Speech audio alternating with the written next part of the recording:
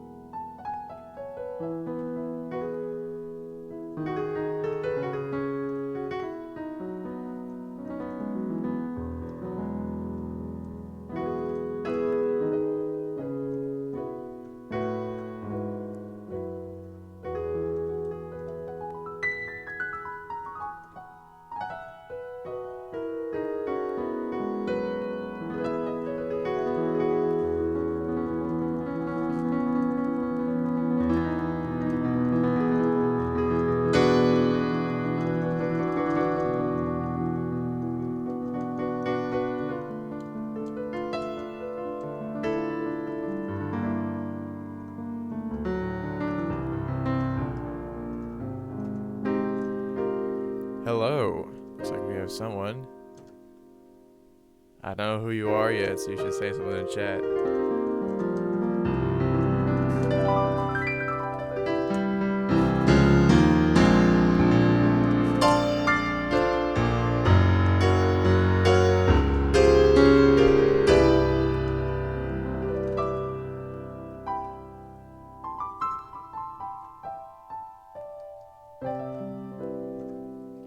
Hey, what's going on? Otagio Marquez? Otiago maybe? You want philosophy? All right, let's talk about it. Um, let's see. Well, right now I have this open right, in FL, but we could open Tumor.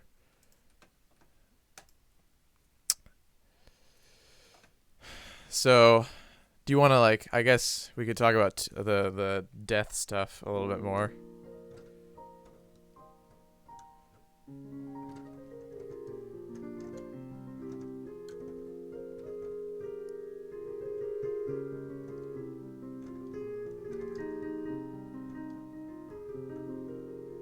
Tiago.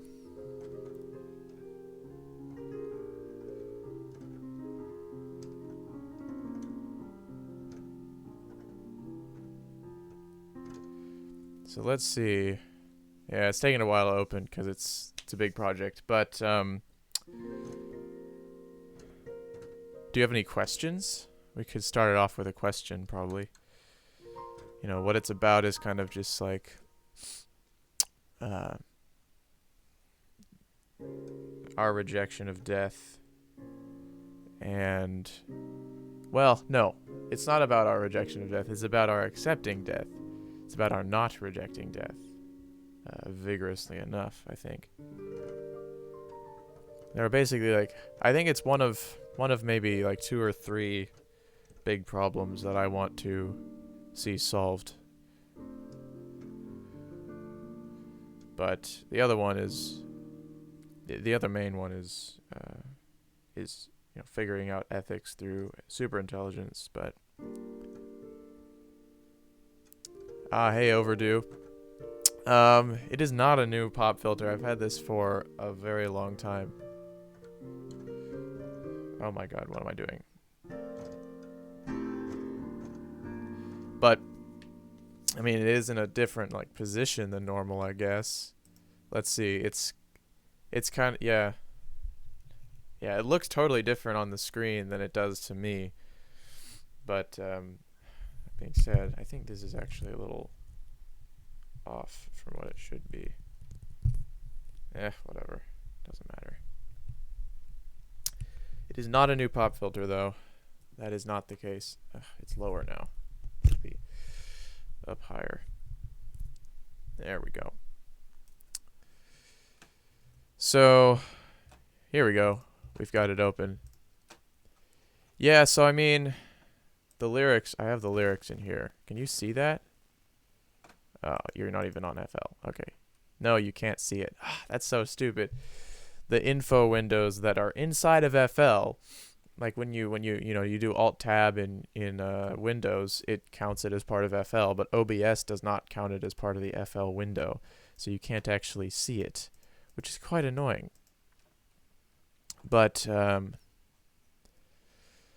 I mean, I guess I don't really need to look at the lyrics. but it's all about, death and trying to it's not really about trying to like prevent death entirely, because you'll die of, an accident inevitably eventually, if you live for a long time. But it's more about trying to end biological aging, because that can extend our lifespans tenfold. And and it's not just about extending your life that long, it's about extending your healthy life that long. So you can imagine, basically it would be like, whatever age you are when it does stuff.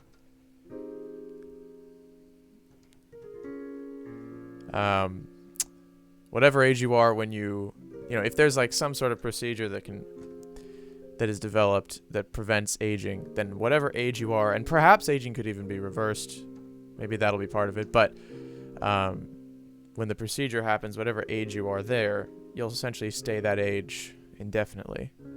So if you get it when you're 30, you'll be 30 years old for a very long time biologically. And that would be quite, I think, beneficial to the search for meta-ethical truth,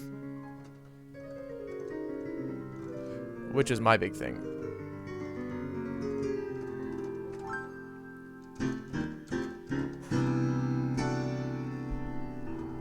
My mic stand is in the way of those really low keys, which is kind of annoying.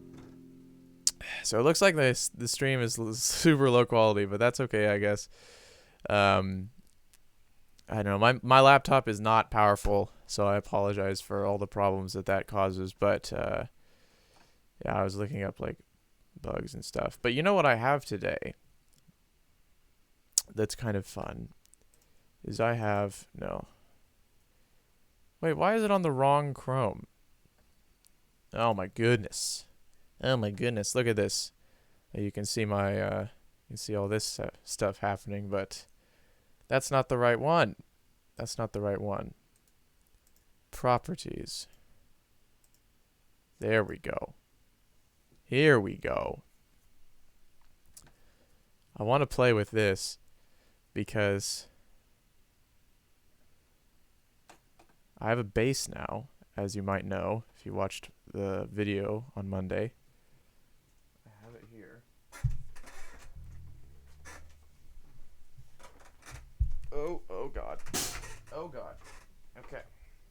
My room is not very big, especially with all this stuff.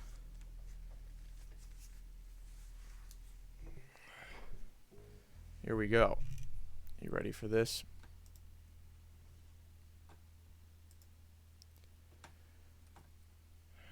All my friends are eating steak, it's slow. There we go. Wait for them to ask you who you This should know. be fun. No, come on. Please don't make any sudden moves.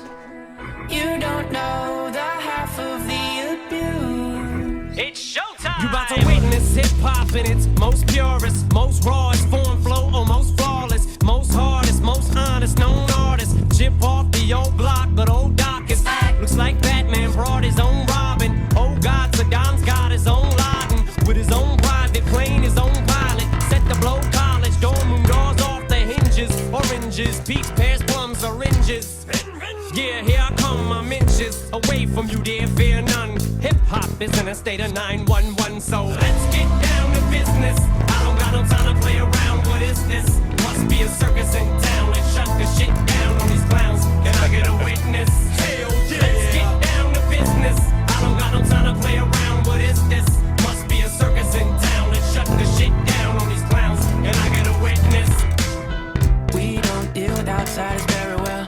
They say newcomers have a certain smell. Yeah, trust issues not to mention. They say they can smell your intentions. You laughing on the freak show sitting next to you. You left some weird people sitting next to you. You think I did not get here sitting next to you. But after all I've said, please don't forget. All my friends are heathens, take it slow. Not a bassist yet. Wait for them to ask you who you know. Please don't make any sudden moves. You don't know the half of the abuse. We don't deal with outsiders very well. They say new newcomers have a certain smell. Yeah, trust issues not to mention. They say they can smell your intentions. You laughing on the freak show sitting next to you. You left some weird people sitting next to you. You think how did I get here sitting next to you? But after all I've said, please don't forget. Let's get down to business. I don't got no time to play around. What is this? Must be a circus in town. And shut the shit down on these clowns. Can I get a witness? Hell yeah. Let's get down to business. I don't got no time to play around. What is this? Must be a circus in town. And shut the shit down on these clowns. Can I get a witness? Hell yeah. Quick, gotta move fast, gotta perform miracles. G. Willikers, Dre, holy bat. All right, that was that. I wanted to do that on stream. That was not going to be like an actual video, but I did want to share that. I don't know. Did I want to share that? It's just fun. It's fun. I love bass. I'm not very good at it yet, but it's fun. Do we have any questions about the music? This bass is, I don't know. I think technically the type of bass is a P bass? I have no idea, man. I don't know anything about bass. It's a cheap bass. That's what it is. It's used. I got it for $150. Went to like the music store. They didn't have any basses cheap enough.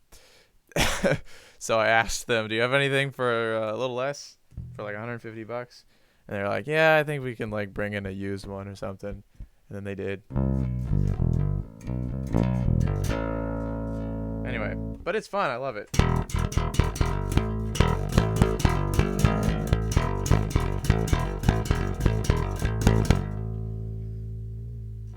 Anyway, but I can do bass and piano and voice all at once.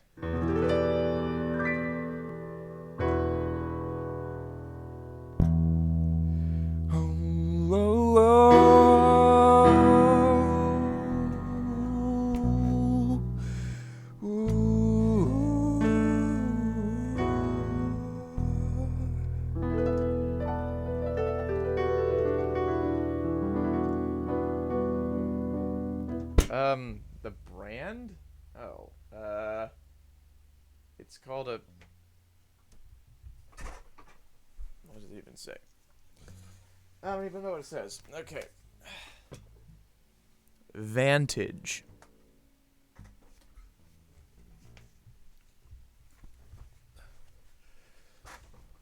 Vantage. Vantage. Vantage. Go high end on the tone, you know. I think there's a tone knob, so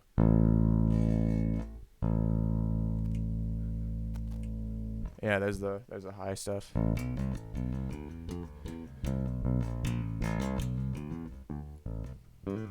How is it?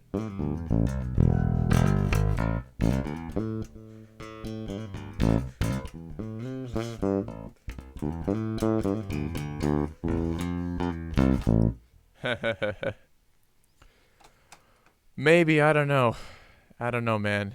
We'll find out. But what am I doing right now?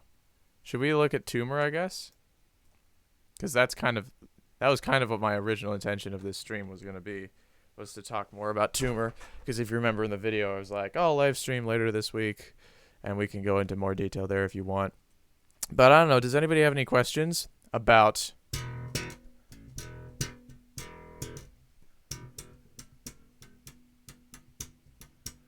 Oh, yeah, I got you. O isn't next to D, though. On the keyboard, O is very far away from D. Anyway, whatever. Do any of you all have questions about philosophy? Not like that I'd be able to answer it necessarily, just like, discussion questions,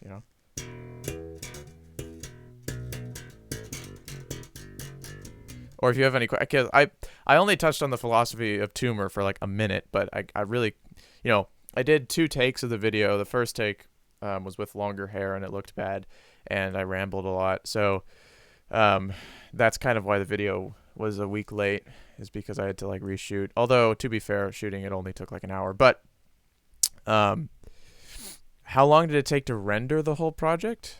Like tumor? Like 15 minutes? I don't know. it's audio renders pretty fast. Like my video projects take a lot longer.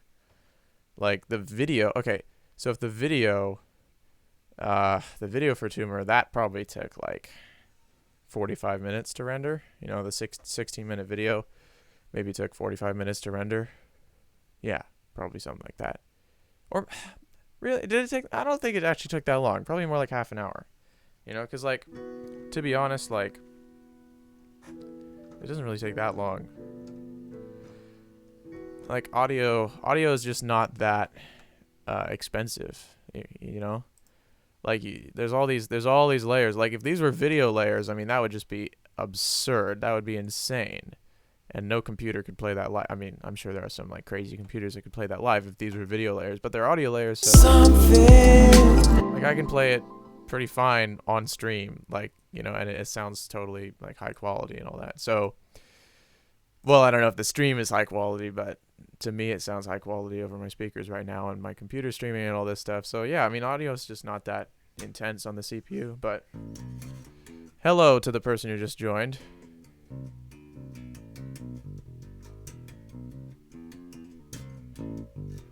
So the video that I'm planning on putting out maybe either tomorrow or possibly Friday, if I can't get it done today, is a video that I've been wanting to make for a long time, where I beatbox and then I transcribe the beatbox essentially, and so what it ends up being is it's like a lip syncing video, except I'm not lip syncing lyrics or a rap. I'm lip syncing the drums and the bass, and then like the melodies and chords will be put on afterwards. And I haven't done any of that yet because I haven't done the whole of the drums. So here, wait, are you even seeing FL right now? Yeah, you are. Okay, so here are the drums and whatnot. There's a lot of them, and there's like, you know, there's so many variations of every single sound. So when you look at this, you look at audio, and there's just so many things already.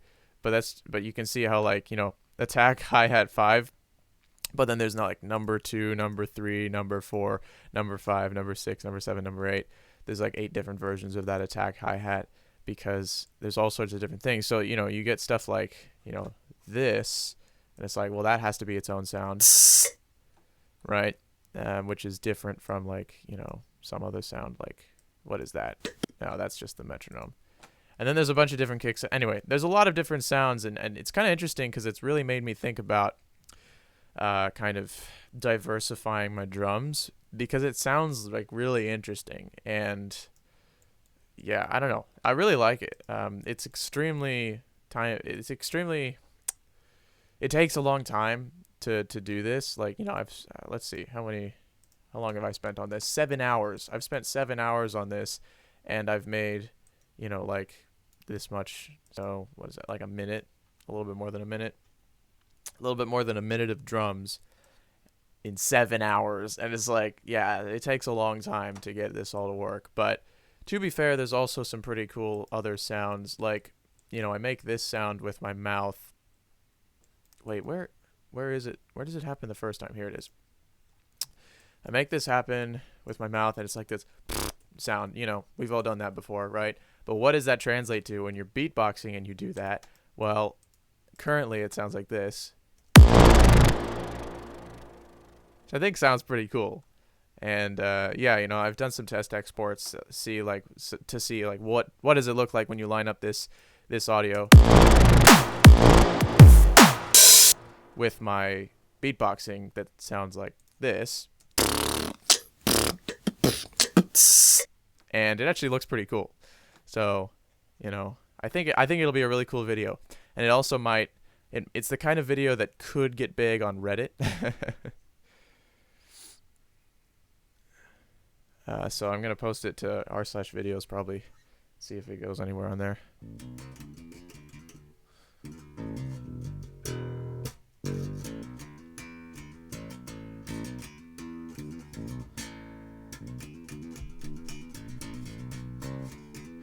Can somebody tell me what the thumbnail looks like for this video, by the way? Because I don't actually know what it I don't know what it looks like, and I want to know what it looks like. So let's see. I guess we should like continue working on this, eh? And then like if you'll want to ask me questions. Yeah, the problem is that I need to like be able to see the chat out of the corner of my eye. I'll just like check the chat in a little bit, like in like a minute or two. So if you want to leave any questions, I think the latency on this stream is like 20 seconds. So that's a little bit of a, you know, a hurdle, but we can definitely cross that. We can definitely hurdle it. You know, you hurdle a hurdle. Yeah. So there's also this sound in here that was interesting, and I was just doing this early this morning. Like, what is that sound supposed to be? So I had two ideas. This, which is just like a kick drum with a really fast delay, and the delay has a high pass on it. And then this was the other idea. Right. Although, to be fair, that doesn't have the actual kick in it because I took the dry all the way down, so it should sound like this. But what I settled for at the moment is actually doing both of them, so it sounds like this. And that's why I took the dry out of this one, because the dry is present in that, and you don't need to double it, because it's a pretty powerful kick drum already. So. Right, so that's the transcribed version of this. Right, and then this is going to have to be one of those things. I need to figure out what note that's supposed to be relative to the tonic note. Do, do, do, do. So I think that's supposed to be a... Because I'm doing this in B flat, but like I didn't actually stay in the same key the whole time when I was beatboxing, so I have to readjust for that. So I got to get myself this the D flat. Yeah, the D flat. Where's the D flat? Here it is. And I am quantizing it all, so like, you know, you can see that the beat is not exactly quantized. Like that should be hitting there. But I actually have quantized the beat, and I've checked it with the video to make sure it looks right, and it does. So that's fortunate because it'll feel a lot better and it still looks good. Got any questions? It's just the thumbnail?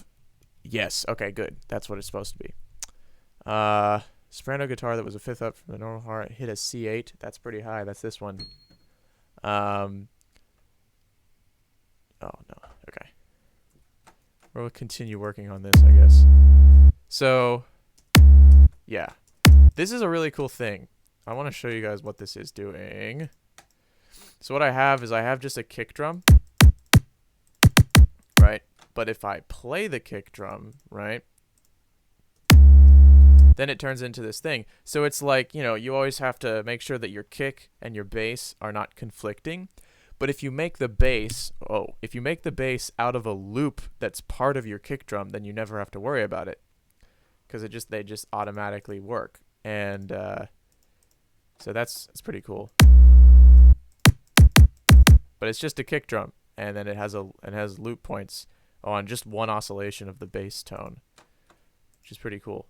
And it actually forms a pretty good 808. Like yeah. Anyway, you know, like it's not made with an 808 synthesizer, but it works, and I think it sounds pretty cool. So. What are we doing here? So what is beat one?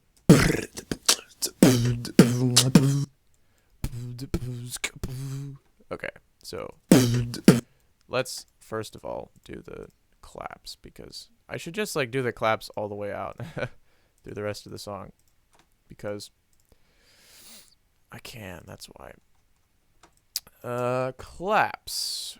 Bop, bop. Where does it end? There it is. Delete. Delete. Okay. Now.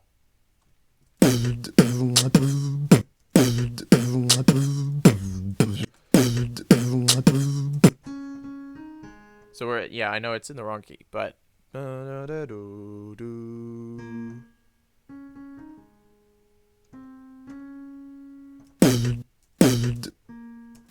Actually, no, that sounds like that should be the tonic, because that's about B flat. So I guess actually it's going to be B flat. Bop. Bop. bop. And then this will be another B flat, actually. Yeah, right?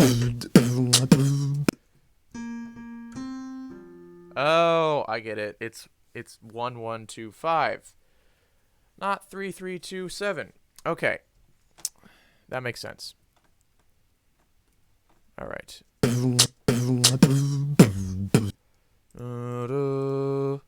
So that should be C. Where's C? That should be F. It should be a low F. Here we go. Oh, that's not a low F. That's a whole pattern. Whole pattern. Wow. But that's not what we want. We want to make that unique and make it an F. Okay, here we go. And we are going to rename it as such, kick plus 808, low F.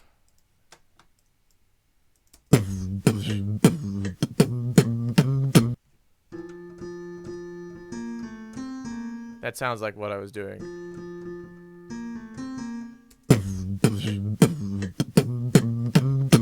Yep. That's like a very nursery rhyme kind of thing, but it'll sound cool with the 808 and claps and whatnot. So yeah, so one of the things that I have to do here is like be creative about like filling in the gaps of what I didn't beatbox. Because, you know, I beatboxed these, like, I'm basically just beatboxing the claps and the kicks and the 808s here. But I'm not doing any of the hi-hats, and it won't sound good if I don't have any hi-hats going on. So I just have to kind of, like, try to be as authentic as I can, because I don't want to, you know, I want the drums to be the beatbox. I don't want to, you know, just have the beatbox be, like, peripheral or the skeleton of the beat. I want it to be, you know, I want the beatbox to inform the whole drums. But on the other hand, I can't necessarily always do all of the drum parts at once when I'm beatboxing. Partially because it's not possible, and partially just because I'm not a very good beatboxer. But it's, you know, I have to figure that out. You know, it's like you want it to sound good, but you also want to be genuine and honest with what you did in the first place. Boom, boom, boom. Millennial clave much?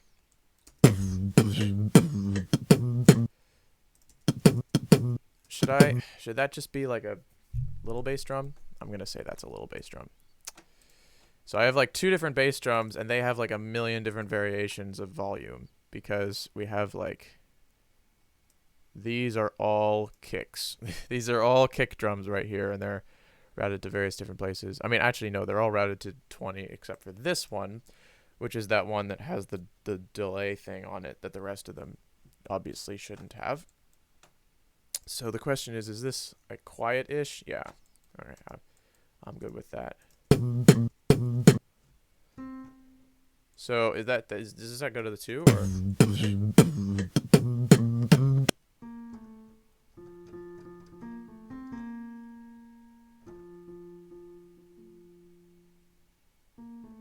So I guess that's supposed to be the B flat, isn't it? Mid B flat. Okay. Okay, sure. And then this will be an A. Oh, do I not have an A? I don't have an A. Now the question is that a low A?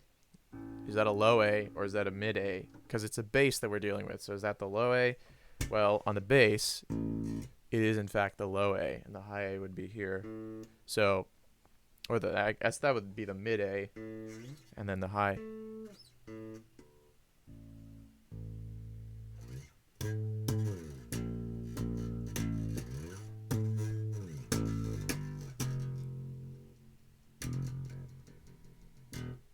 So, okay, that's fair enough.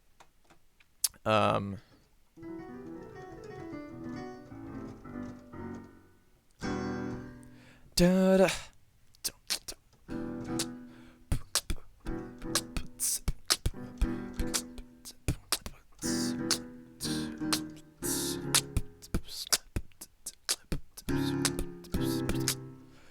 fun. Yeah, so we're gonna have to make that unique, I guess, because yeah. It's not really mid B flat though. It's low B flat, but whatever. What am I doing right now? I'm renaming this to low A. So there we go. And then that's going to be the C. And then that's going to be B flat again. Wait. Do do do do do do. Interesting. Interesting. Ba ba ba ba ba ba. Wait, what? Hang on.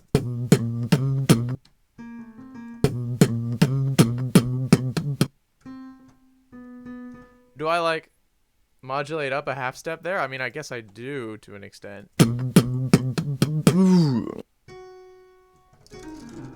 Right.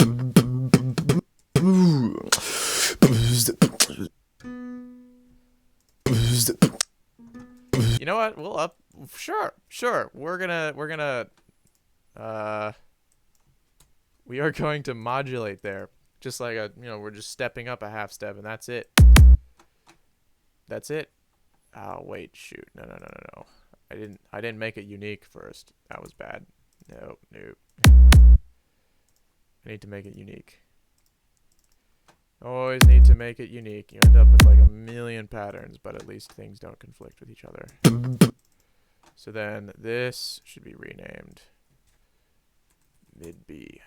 And then we're going to need like all the minor notes of it, including the 6 and the 2, not just the pentatonic. We got any other questions? Any other questions about like philosophy or music or anything? You know? Ask away. And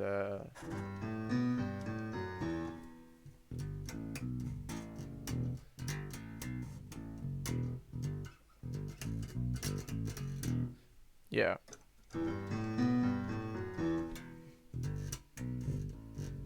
No, I'm letting strings like vibrate when they're not supposed to.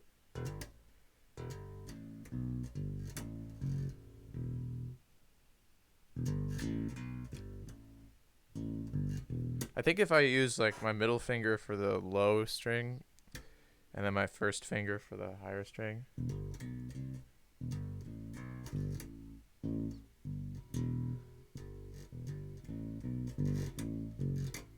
Nah, I don't know. All right, here we go. So bum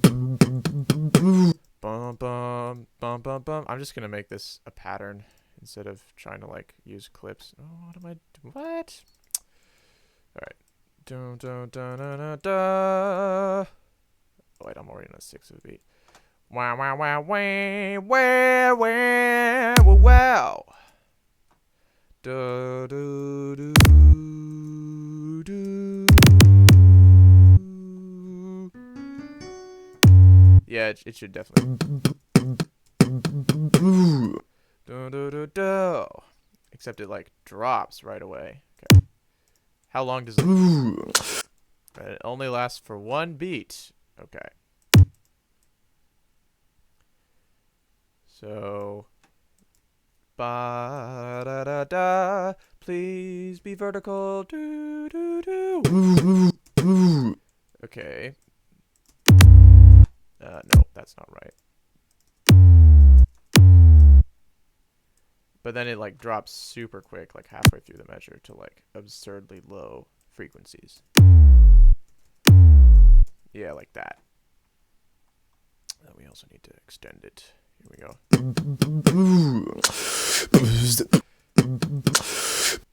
So that's an interesting point.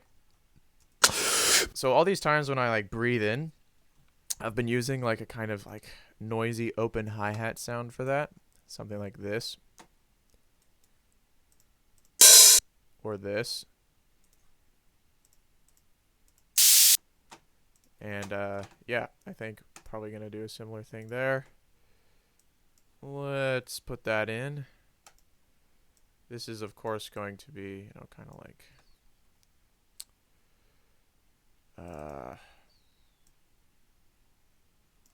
full length. Except we're gonna reverse it probably, because you see how that voice is kind of reversed. I'm probably going to do that a little bit. Yeah. And then in, except, no. Okay, well, I guess I need a longer sample, don't I? Because it just doesn't last that long. Yeah, it just doesn't last that long. So, let's use this instead. Because I think this lasts longer. If I'm not mistaken. Oh, yeah. That lasts way longer. Wait, shoot. Shoot! Did I not make this stuff unique? Oh, I didn't make this stuff unique. Why am I such an idiot? I am an idiot. Dang it. Not making stuff unique is the bane of my existence. Just saying. It needs to be the right length. Length. Boom. Perfect. Now, let's make it unique. Let's make it unique this time. How about that? Make unique. Wow. Amazing. Now it has a number 2, because it's unique. Any questions? Holy cow. Oh, hey. Yes, I remember. You are my cousin. Oh my goodness, there's so much stuff now. Okay. Let's look at this chat. How long did it take to render that whole project? Oh wait, no, that's from earlier. Oh hey, I know who. Just turn that compressor on that drum and get the sustain. Nah, that's not what I'm gonna do. Okay. So fascinating. Ethics early. Oh, you did? Oh. I'm interested in your view of ethics. What's a superintelligence? What is the key to finding true ethics? Okay, well, my ethical theory right now is that it's based on one ethical fact that I know.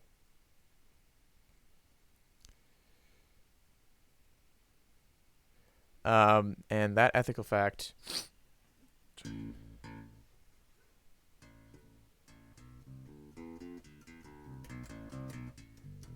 Huh. Okay. That ethical fact, I don't know. It says video output low. That's sad.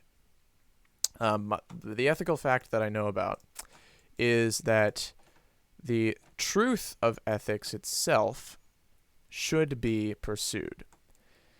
And this actually breaks the ought is barrier that David Hume is famous for.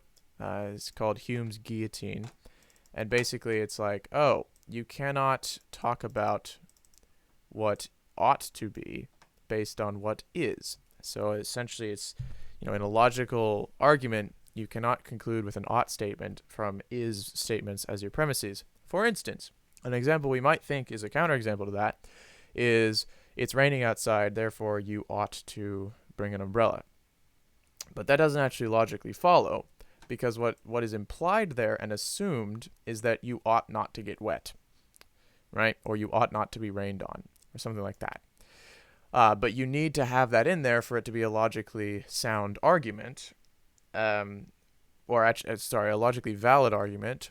But then you would have to also prove somehow that you ought to not get wet. And basically the idea is that you can never actually get an ought statement from an is or from a set of ises. But I think that with statistics, you actually can. And it's basically that because we cannot be certain of anything, it actually ends up being the case, right, that there is a non-zero chance, by virtue of us not being certain of anything, there is a non-zero chance that ethics does exist in some way, that like moral realism is correct, that there are real things that should be done and should not be done. And then from that, basically what you can do is say, all right, well, we ought to maximize the chance that that stuff is done if it exists. Now, we don't know whether it exists, but the chance that what ought to be done is actually done is maximized by us searching for what ought to be done. And therefore, it actually is the case that you can conclude from is in that sense that we ought to pursue the truth of ethics. And that actually is the only ethical fact that I really can know at the moment, that I know of at the moment. And so I try to base all of my ethics off of that. So that's my theory of ethics at the moment. But I think you also asked what a superintelligence is. A superintelligence is an intelligence which is smarter than humans, basically. So superintelligence would be something that is smarter than every human on the planet. And, you know, we don't know if there are any superintelligences currently, but we think it's probably possible to have one with computers, because there's no reason, theoretically, why we wouldn't be able to simulate a human brain and then run it on overdrive, like, overclock it. That's what I meant. There's no reason why we shouldn't be able to simulate a human brain, even if we can't simulate all the, quantum processes, which we actually can because we have quantum computers. But even if we couldn't do that, we could still simulate all of the actual logic that goes on inside of a brain, in theory. And, there's a lot of computing power necessary and a lot of various technological advancements that need to be made before we can do that. But it seems that in theory it's possible. And so just by virtue of that alone, it seems like superintelligence is possible. Just making up a human brain, but then speeding it up. Intelligence is essentially a function of how, intelligence is kind of, it's a function of how well you can achieve your goals. Really, that's what intelligence is. But part of how well you can achieve your goals is how quickly you can achieve your goals.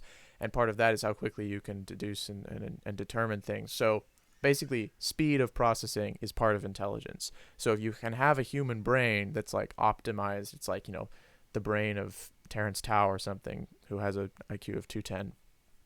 It's the brain of Terrence Tao, but you run it 100 times faster than normal. Like, that's superintelligence. And that seems to be, in principle, very possible. But it's also possible that we could have just like a more sophisticated system than the brain in general. And it also seems that with a computer, you can kind of update the architecture in real time. And for that reason, you might see kind of exponential growth in intelligence once you reach roughly a human level. Right? Because if the human level intelligence is able to build something that's akin to itself, but it's in a computer form now, the computer can, essentially, improve itself very quickly, whereas we really can't do that. And biological evolution takes a very, very, very long time compared to how long it would take for a computer to improve itself. So that's kind of what's going on there. Do do do you do do do you do.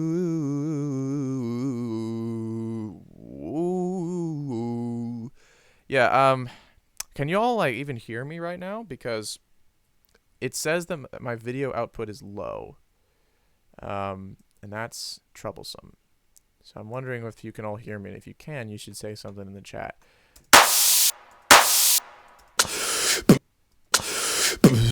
Yeah, so that should have an out on it.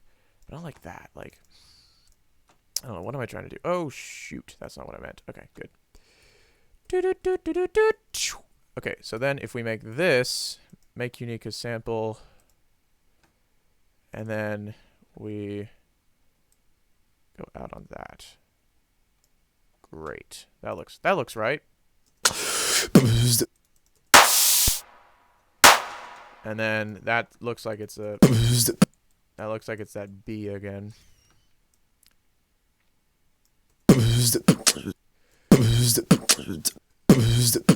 Yeah. Okay. Fourth. Boom. Yes, you can hear me. Great. That's good.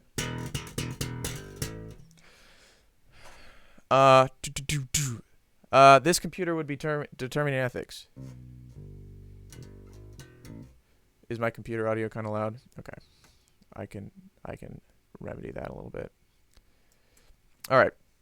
Shouldn't be as bad now. I guess you could let me know if it's better now.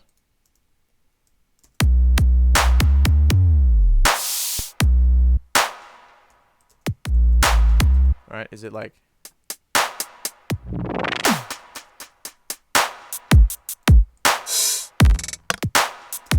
Right. Is it better now? Let me know. So, let's see. Would this computer be figuring out ethics? Well, it depends on who builds it, I guess. If I built it, then yes, that would be the idea. Would be to ask it to try to figure out ethics, and I don't expect that it would or it would be able to, but I would ask it to try to figure out what ought to be done. And one of the possibilities that I've considered is that the thing with AI is that, like, you have to make sure that you're not assuming lots of human things. And so, if you have a super intelligence that has a very specific task, they're going to do everything in their power to maximize their proficiency at that task, regardless of anything else.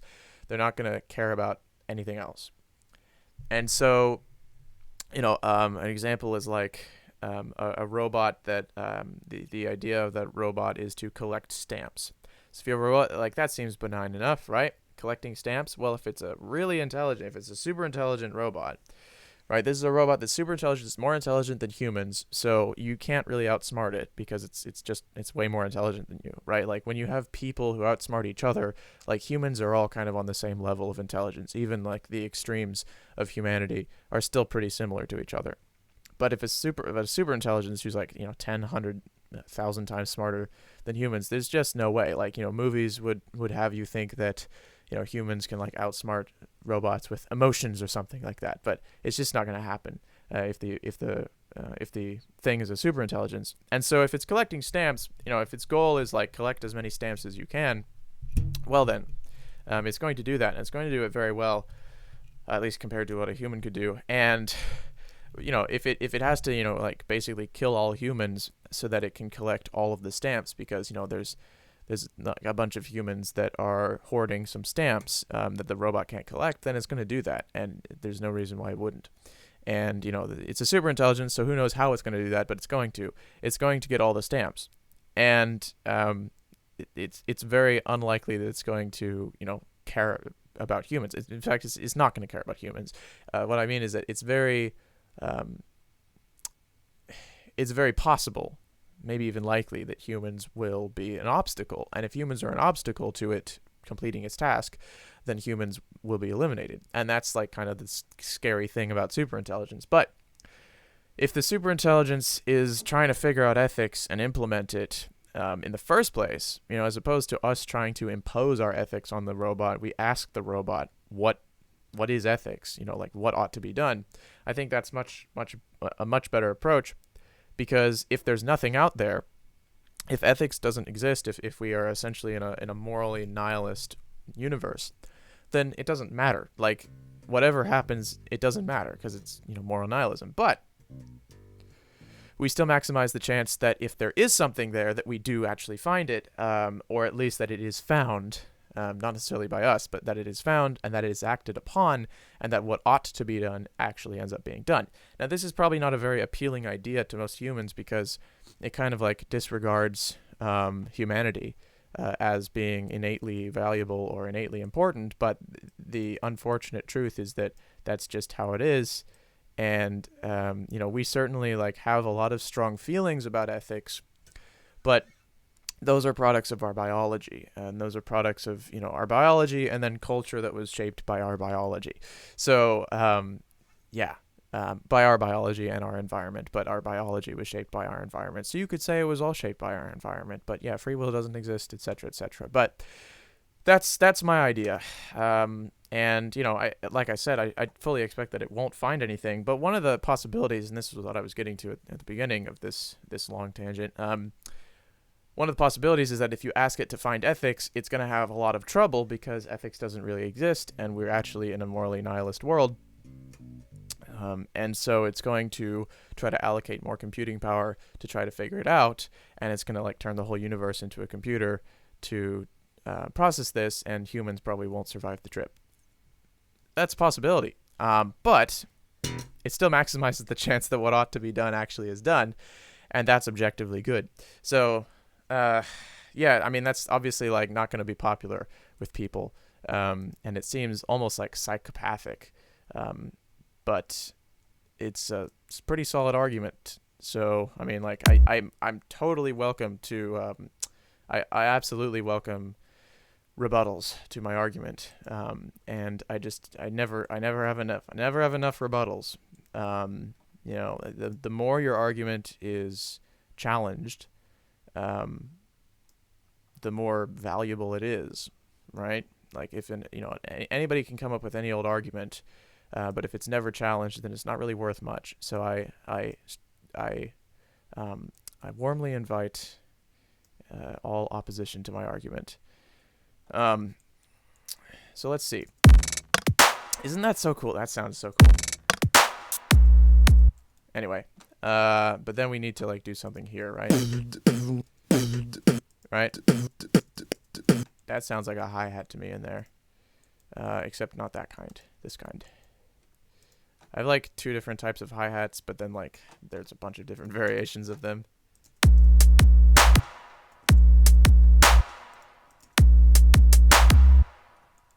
Right? Yeah, that's cool. Right? I'm gonna do that. Let's make this unique. And then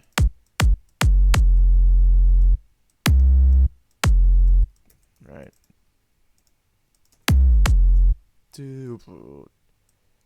Except it's gonna be more like let's see. What is it like? Half a step maybe? Okay. So then we're gonna go bop. And then we're gonna go bop. Yeah, that's the sound. Hell yeah. Alright. What's going on? Got any more questions? Got 5 people watching. That's pretty cool. Let's see. What else are we doing here? Goodness. I have this like giant light. You all never see the light. There is actually a shot of the light in the duct tape on the mic, which as you can see is still the case. Duct tape on the mic, the opening shot to that has it shows the light that I have, but it's kind of like overblown, and that's on purpose, but you don't really see it properly. So y'all have never really seen my light, but it's right in front of my face. It's like right above my laptop, which is why the video doesn't look terrible, but it's also like it's also very bright. I can probably do this, make it a little bigger. Anyway, we got any other questions? Were there other questions about like other stuff? I guess.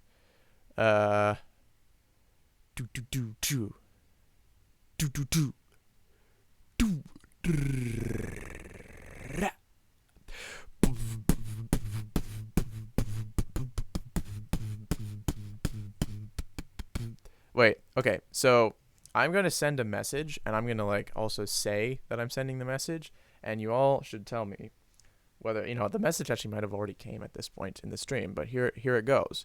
So I'm going to press enter, and now. So the question is, did that message come up? Like, did that message come up when I said now, or did it come up like 15 seconds before? Because I'm interested in like the difference between the latency of the chat and the latency of the video on my end. Oh, that is a cool sound, right? And like I think I have like ping pong delay on this boy, and so it has this stereo going back and forth thing. It's really cool. Like stereo stuff is always cool.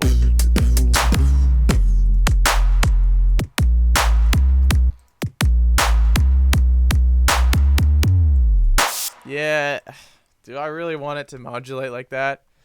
I think because when I add all the chords and stuff, it'll be a way more obvious thing. So I think it'll sound fine, to be honest. But it's kind of weird.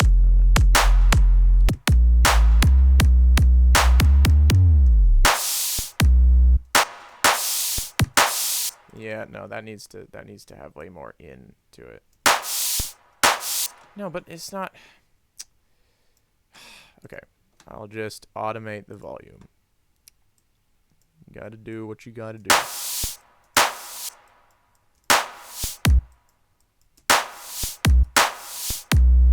Right? Yeah, that's can't always do it in the sampler. All right, here we go. That obviously has a hi-hat sound, but it's not. It's like one of the little guys. These guys. Yeah, I wish I had like a way to like have a clipboard or something of all these sounds, but I guess there's too many of them anyway. So here we go. What is like a fourth of beat? So that is a kick drum, not a click drum. A click drum. What does this look like? Not good enough, but I'll put it over and then change the source channel to Groove Kick 11. Full volume.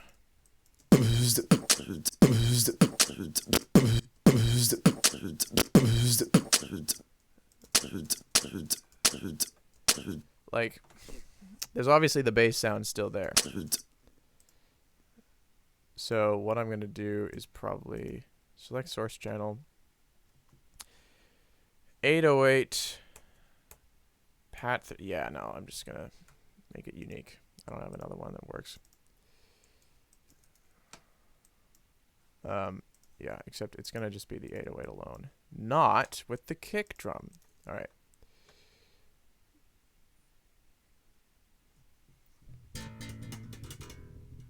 Came like 15 seconds before. Okay, yeah.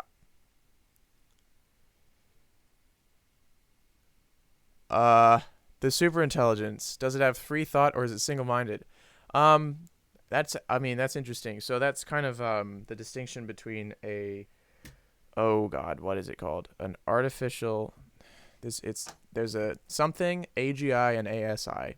AGI, ASI, and ANI? What is ANI? Oh, ANI, that's it. Okay, so ANI. What is ANI? ANI, artificial narrow intelligence. Here we go. Okay, artificial narrow intelligence. Artificial narrow intelligence. Artificial narrow intelligence. Oh my god.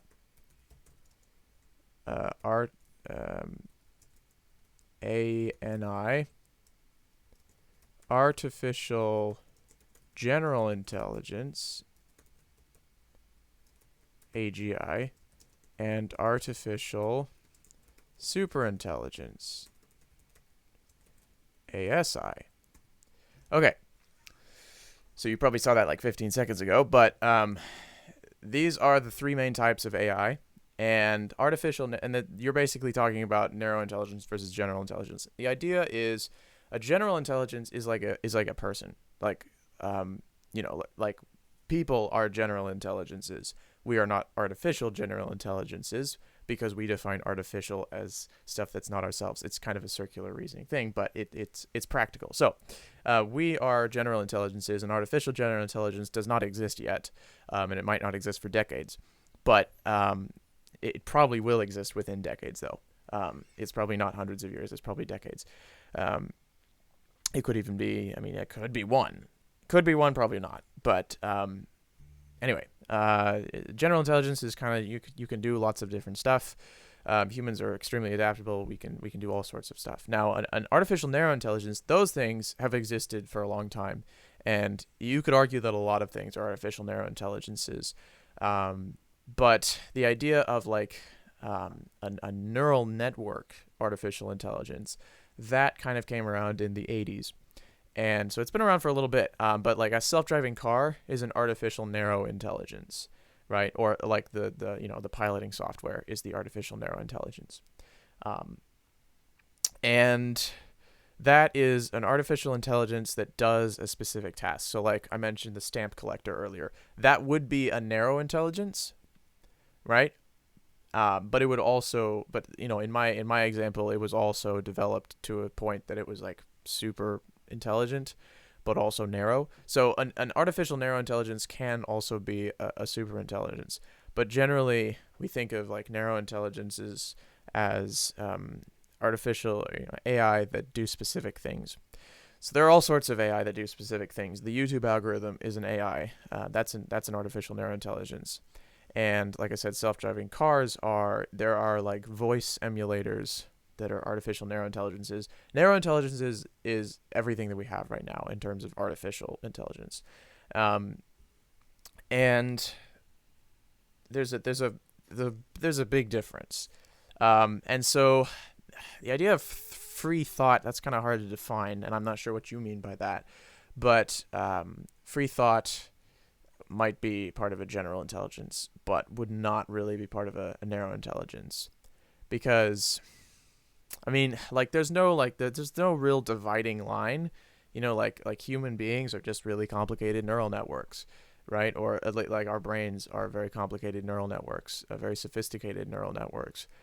And so, in theory, you can just scale up a neural network, and if you trained it in the right way, then it would be a general intelligence, right? But currently, all we have is what we would consider narrow intelligences. A super intelligence, though, if we get to that point, it definitely would have as much free thought as we do, if not more. Or rather, it could. It wouldn't. It's not that it necessarily would, but it could have just as much free thought.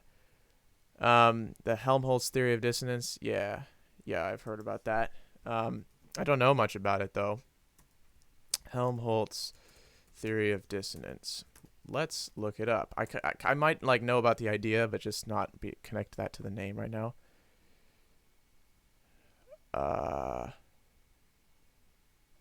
Oh, this is a music thing. Okay. I mean, I guess that makes sense.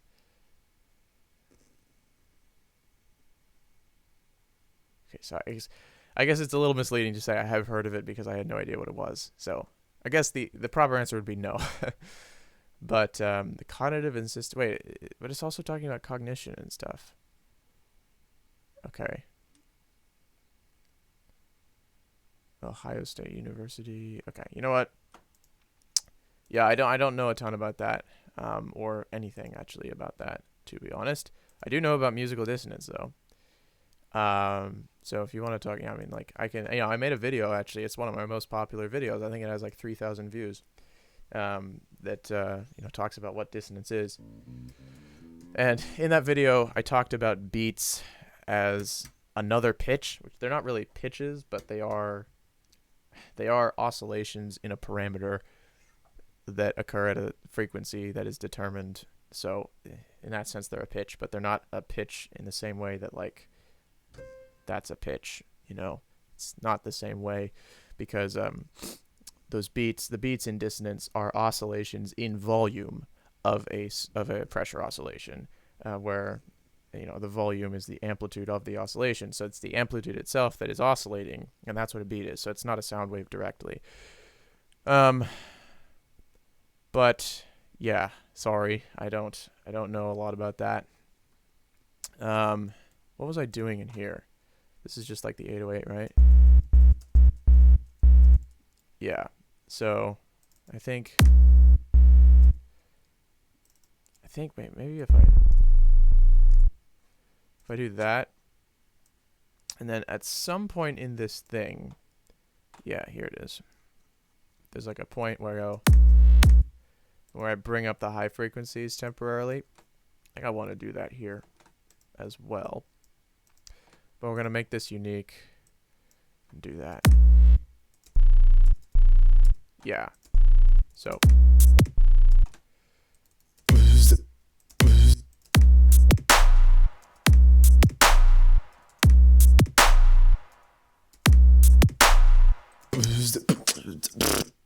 That is another hi-hat right there.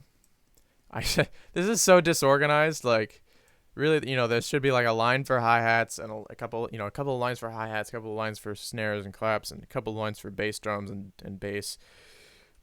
But it's just all over the place. There's no organization to this at all. I mean, generally I keep like the kick drums and the bass like kind of on the top two lines, and then the snare claps, those are the most consistent. Those are all like on this line, except for where they're not. Yeah, I mean, it's not super organized, but it works. And we're almost done. Look at this. I want to listen through the whole thing that we've done so far. Oh, shoot. That's not what I meant to do. Okay, here it is.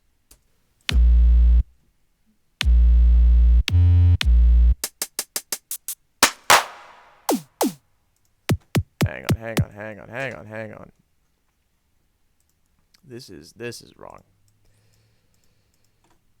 Make unique. This needs to like, we need to start off with the correct stuff. Okay. There we go.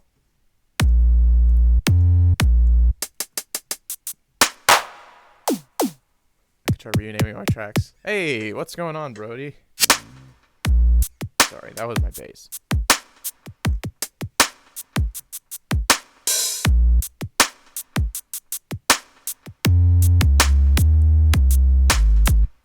So the stamp collecting robot would collect all the stamps, I guess.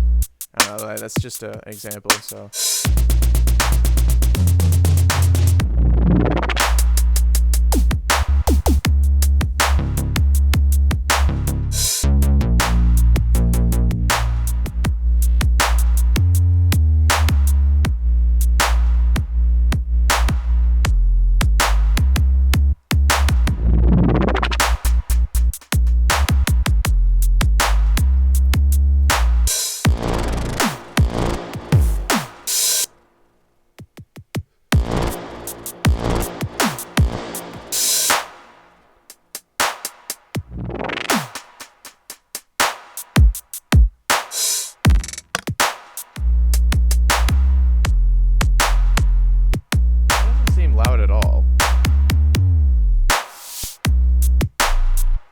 Okay, I don't like that modulation. I'm not gonna do it.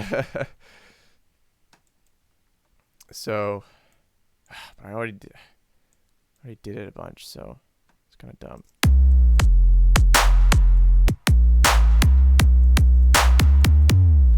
Well, okay, but I haven't like had chords in there yet. But I'm not gonna do it. But I need to. No, I'm not gonna do it. Go through everything.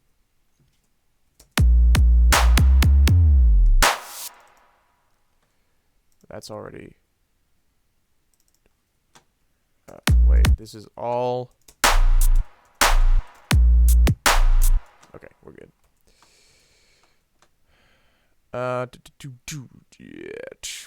Hey, what's up, Luke? Look at all these people, dude. I'm seeing like 5 different people at once in the chat. That's really cool.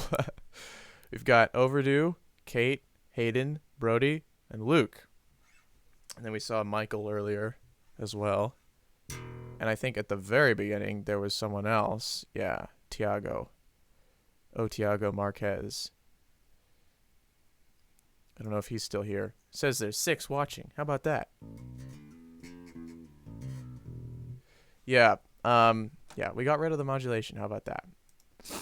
Adaptability.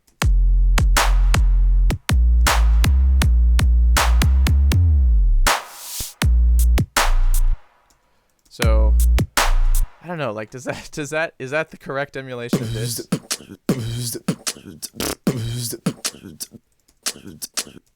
Like, is that a bass sound right there? I don't know, man. I'm gonna count it as one. And we need like this. We love the earth, it is our planet. God. Did you guys see that song? Lil Dicky, Earth. It's kind of a terrible song, I think.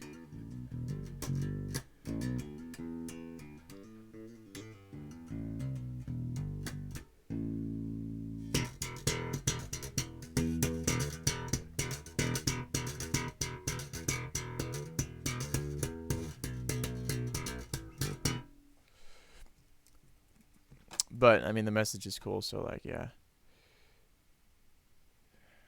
I think that's a bass. Do you think this is a bass? I think this is a bass too. It is a bass. It is a bass that I can't play very well because I'm not a bassist yet. Or maybe I am a bassist. Do you need... Okay, here's a question. Here's a philosophical question. Do you need to have already, like, become very good at your instrument to call yourself the instrumentist? Like, do I need to be a really good piano player to be a pianist? Or if I'm dedicated to it, is that all that's needed, you know?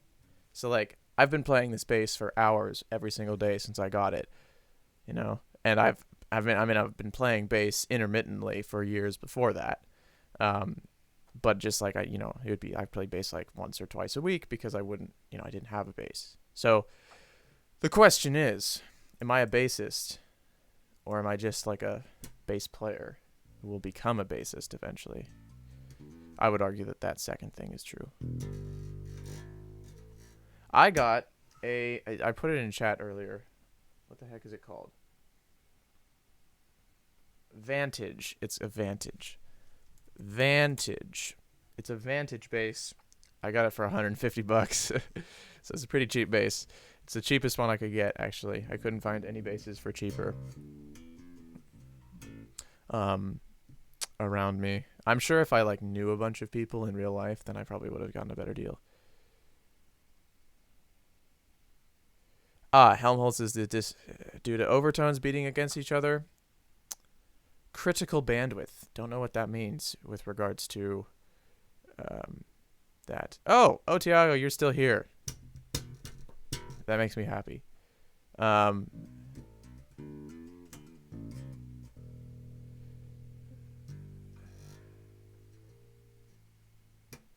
Where humans hear beating. So is that like when you have two notes that are really close together? Okay, here's the thing though. Let me get a sub bass up. Here's a sub bass. I think it's a pure sine. I can't. Okay. I need to enable MIDI. Here we go. So if I play these two notes together, right? Let me lower this for. Let's not lower that. Let's just lower this. Like that's obviously beating, right? I'm playing like C and B next to each other. But if I play like C and A, that seems like it's on the border of that. This is C and B flat. Like that's pretty obvious. But the other thing is that like if you play them higher, like you don't hear beating there, but that's the same thing. Or that's like C and B and C, but like up higher, you don't hear beating there, but C and B down here, beating is super obvious there. Like you can visually see it, even if you can't hear these frequencies on your phone if you're watching it there, or you can hear it there. You know what I'm saying? So interesting.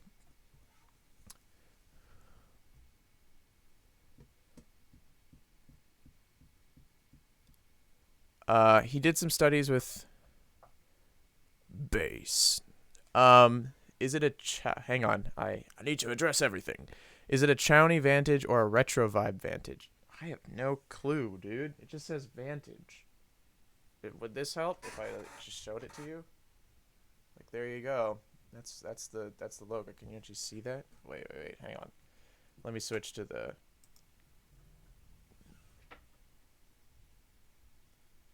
There you go. That's what it looks like.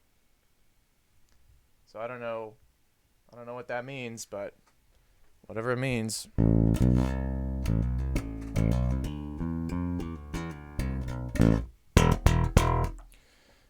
Let's go back to FL. So I don't know. I can't see. There are no labels on this besides the Vantage on the thing, and it's used, so I have no clue. If you schedule, okay. Well, I did a poll. 7 people responded to it, which is just like, it's funny to think about. Because I have like almost 2,000 subscribers, and 7 people responded to my poll. That being said, I guess 7 people are watching right now, so there you go. But It's weird how those numbers work. It's just because YouTube is so old, like people have hundreds of subscriptions, so it's just yeah. Never seen one of those before? Well, it's a custom, okay? It's a Vantage custom. I don't know. Whatever it is, it's used, I don't know. But that's cool. All right, let's go back to that Helmholtz stuff. Goodness, I can't say that. Critical bandwidth is okay, right. Roughness, then consonants. He did some studies with pure sine waves and found that the patients, is it doctor, or do you mean just like participants? I assume you just meant participants. Participants did not feel a perfect fifth or major sixth more consonant than a major seventh. That's interesting. So the idea would be that, like, without the overtones. Okay, but the thing with that though is like, oh, you commented on one of my videos that wasn't about this at all. Wait, didn't you comment on a Thoughts in the Crossfire video? Okay. Anyway, okay. So they didn't feel right. So if it's just sine waves, whatever. Right. Yeah. Okay. I've heard about that. Yeah. Talks about the critical bandwidth being different according to what oct. Yeah. Okay.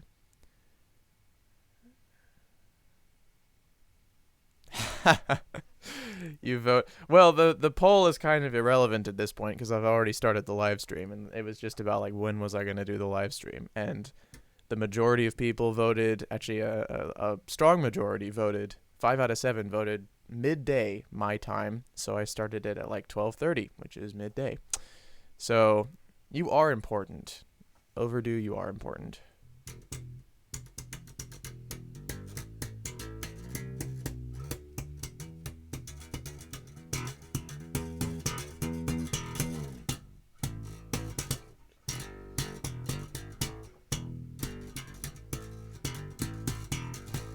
I can't play bass. I mean, I can, but it's kind of terrible. But it's fun, okay?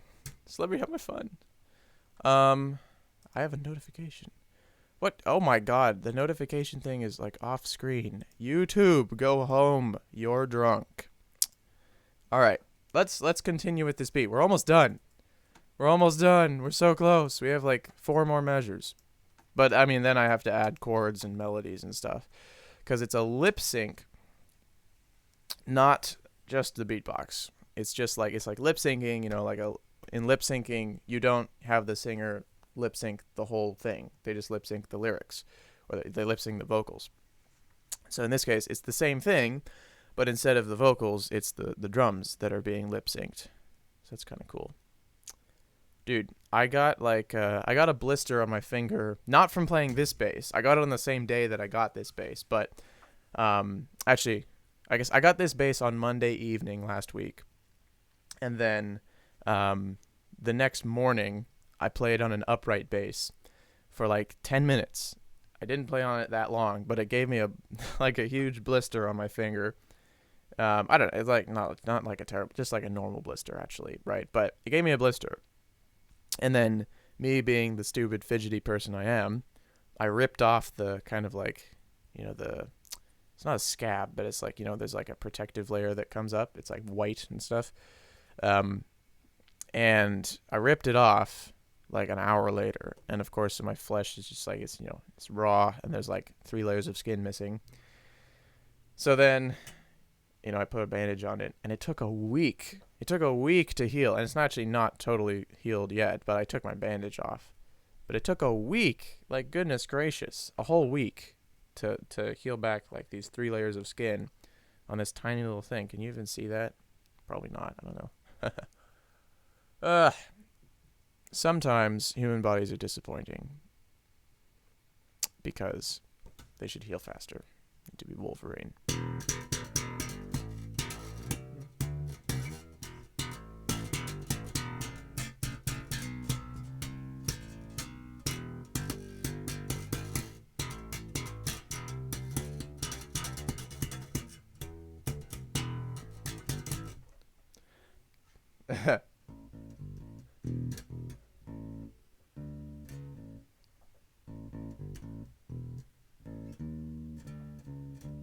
Okay, I can't play.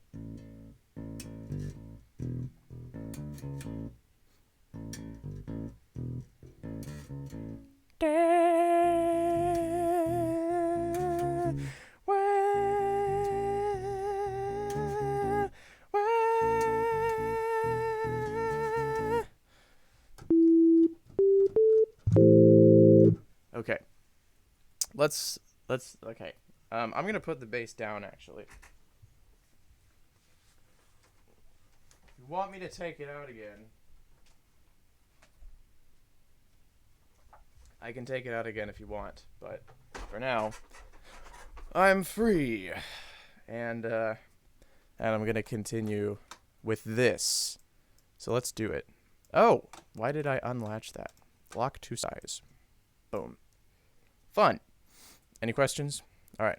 If you have any questions about anything, music, philosophy, discussion points, if you want to comment on my terrible hair right now that I haven't brushed or washed today, then you could do that too. Okay, now what is this? Oh, we're back to this thing. Okay, that's cool. Question, what is this? Oh, that's not it. Here it is. This boy. Look at this boy. We actually also need this, though.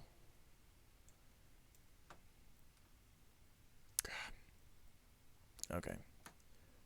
Should I just, like, bring it down here? Make it part of it? Because it's definitely it is part of it, so interesting. Let's put that there, and then what? It's like on the. Are you kidding me? Wait, is it really there, or is it on the? Is it on the and, or is it on the It is.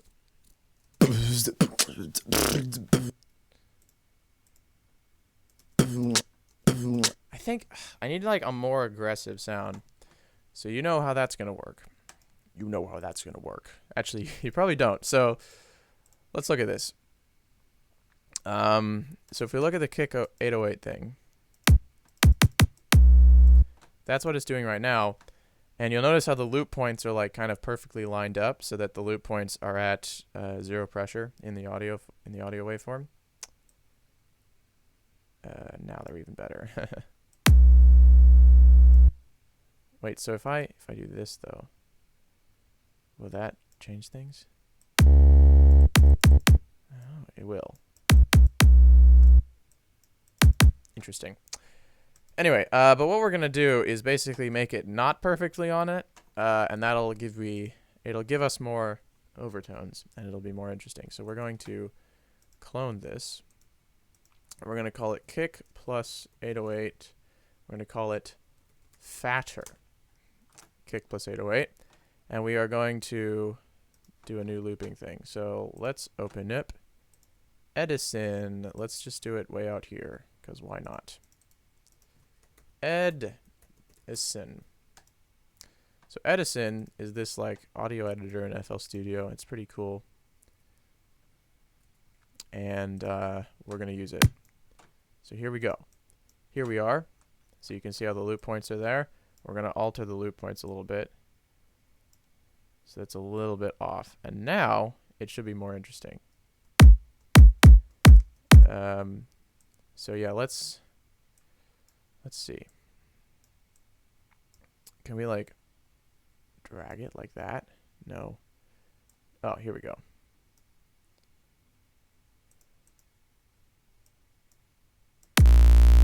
Yeah.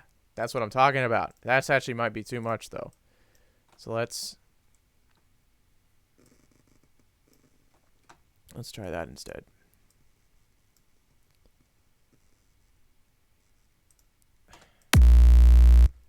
Perfect.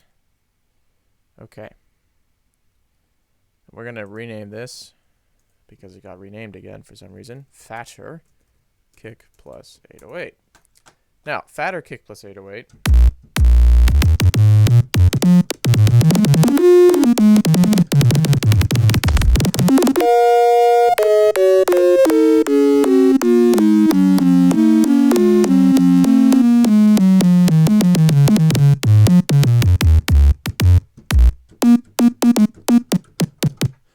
latency on FL right now is really high, so I can't really play anything properly. But it's fun, regardless. So this is the fatter kick plus 808, and we are going to now use it to make this work. You know, because you can hear I'm going like zzz. I'm just going. I'm going zzz. So it clearly needs to be fatter. So we are going to make it so. Fatter. Right. We don't want to, except we do need to like tune it. So let's tune it.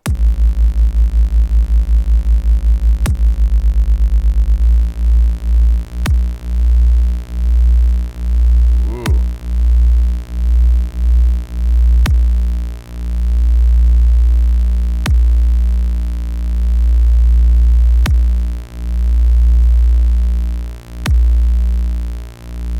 All right, that seems tuned to me.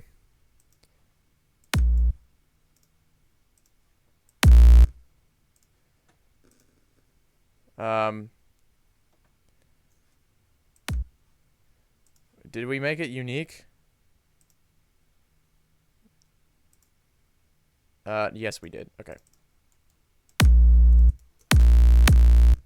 Now, the thing about this, though, is that we are going to have to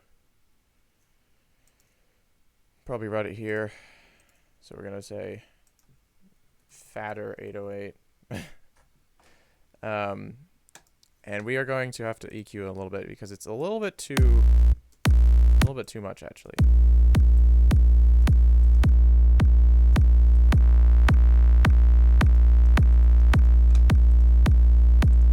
I want it to sound like bigger. Is there a way I could make it like stereo stuff or something? Let me think. What if I did that? No, that sounds terrible. Wave shaper. This is the... Dude, what is my speaker's doing weird stuff. My speakers, like, they burp. My speakers are like, they're like babies. They need to like burp all the time. It's weird. Okay.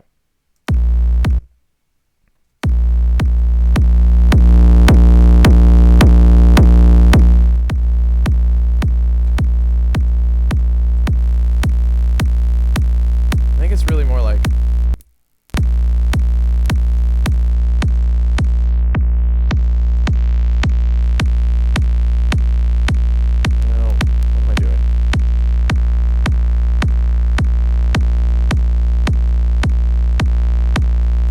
Okay, maybe that's better. I don't know. Does that sound any good? No. Yeah.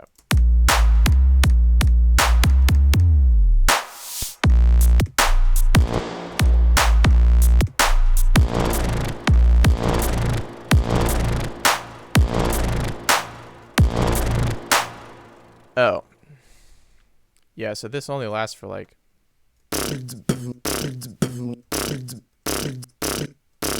Like, it literally lasts for that long. Wow. Okay. I'm going to let it last a little bit longer.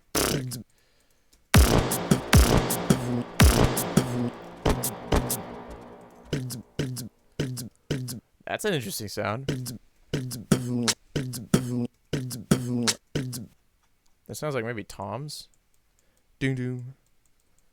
Okay, let's find the toms. Here are the toms. Toms. Alright, here's a tom. Let's go to the toms. Toms! Yo! Y'all, what's going on? That's not right. No. What am I doing right now? I don't remember. Oh yeah, MIDI, disable. And then to like make sure that that's in the right place. Kind of. Okay. Yeah, that's probably right.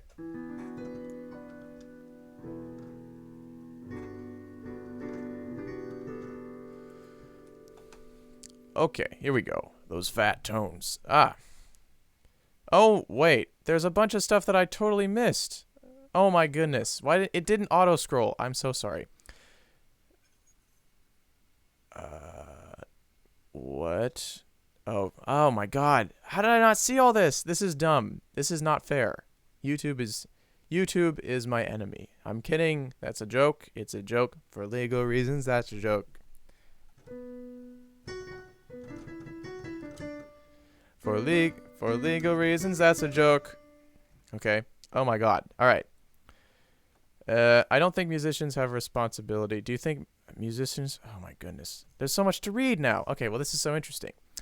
Then the skin right into this about my callus, right? Do you think musicians have the responsibility to further the limitation of their own medium, or should they just make whatever they feel like, even if it's nothing really new? I don't think they have the responsibility. I think it's cool. I think it's fun to do it, but I don't think they have the responsibility or the obligation. Certainly not the obligation. I think the music community probably is better for it. And so in that sense, maybe there's a collective responsibility, but not an individual responsibility.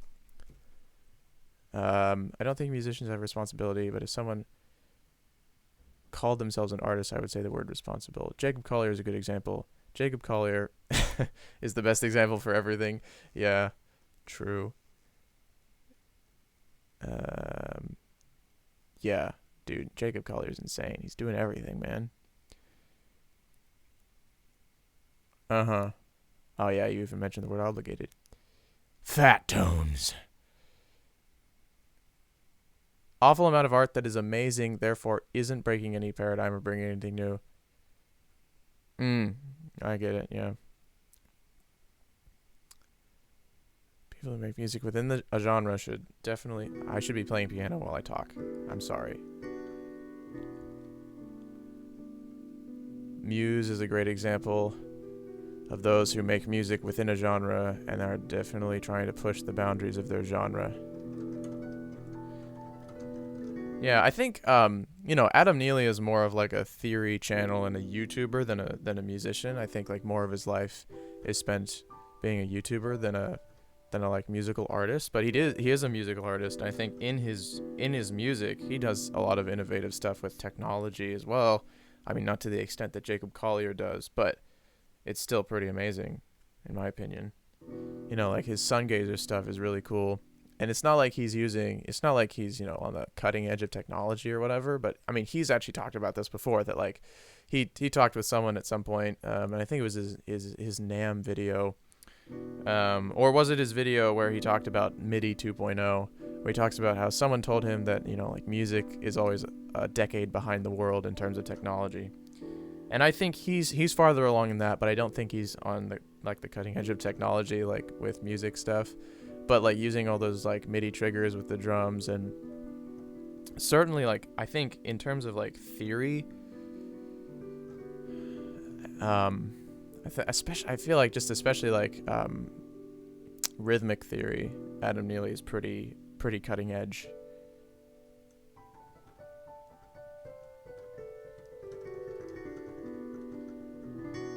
But then again, so is Jacob Collier. But I think Jacob Collier's not as rhythmically innovative as Adam Neely. But to be honest, I think that, I don't think anybody's surprised by this, but I think that Jacob Collier's music, the rhythms that he does use, are more satisfying than when Adam Neely does it. But that's because he's Jacob Collier. Like, no one's better than Jacob Collier right now, in terms of that. And I don't want it to sound like I'm saying Adam Neely's not good. He's really good. He's amazing. But I think he is more innovative in terms of rhythmic stuff than Jacob Collier, to be honest. Him and Sean Crowder. Let's not like take the credit away from Sean Crowder. Like what I'm doing right now, I'm not doing anything innovative. I'm just like changing keys. But they theorize so much what they're doing that it seems like it's not felt. Yeah, I can understand that sentiment. I can definitely understand that sentiment. Maybe sometimes I feel that. Like, Sungazer's music is not... Like, Sungazer's music is fun to listen to, like, twice. Like, once to kind of, like, take it in, and then another time to really, like, try to tell what's going on. but it's like I don't have any Sungazer tunes that I listen to all the time, you know? Like Sungazer's cool, but like Jacob Collier, I play his music all the time. And I've listened to every one of his songs at least 5 times, and some of his songs I've probably listened to With the Love in My Heart literally like 100 times. So I never do that with any Sungazer tunes.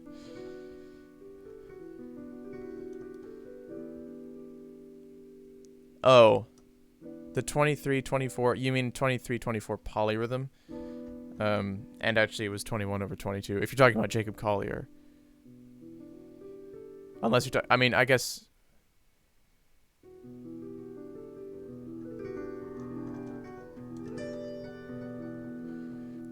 so overdue. I know that Jacob Collier did like a thing on the train one time where he did like 21/22 polyrhythm, but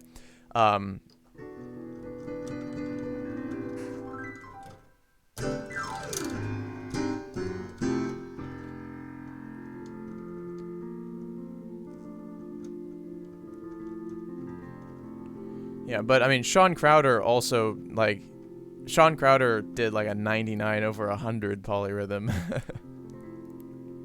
Or a 99/100 polyrhythm in the same way that Jacob Collier did the 21/22. And it's just like flams basically at that point when the numbers are that high. I've been working on my polyrhythms though, my like lower level polyrhythms. So you've got like I guess you could start with 2/1, so and then you've got like 3/2 and then 4/3 and then 5/4 and then 6/5 is the next one that I haven't really like got properly yet, but it's something like let's see if I can do this. Like that. That's 6/5 roughly. So, and then I guess the next step would be 7/6, which would be really difficult, I guess. But that would be like, what would that be? Yeah, that would be hard. I haven't like tried to do 7/6 at all yet. So, art as an expression of emotion is clearly a fruit of romanticism. Or is romanticism a fruit of art as an expression of emotion? Ooh, yeah, that might have been something like that. I think it was like, it's kind of like, you know, people get bored of all the religious paintings, and then they're like, okay, let's paint something else. And it's like, well, what do we want to paint? Well, something significant. What's significant besides religion? I guess, you know, like our emotions and love and whatnot. But we, you know, like there isn't much music about, you know, like current events or whatever, or like physics. You know, like that's all like novelty. You know, it's almost like it's always like parody, almost when it's not about love or, you know, something really deep. Which, yeah, I mean, like, I don't know. Do I like that about music? That if it's not super deep, then it's parody, essentially. You know, like you can't make a rap about math without it being parody. You know, like that's kind of impossible. But do I like that about it? I don't know. 6/5 is cool. Yeah, 6/5. That one I don't have down yet, but the other all the ones below that I have down. Also 5/3 is fun. So 5/3, if I can, I haven't done this one in a while, but if I can remember, it's like.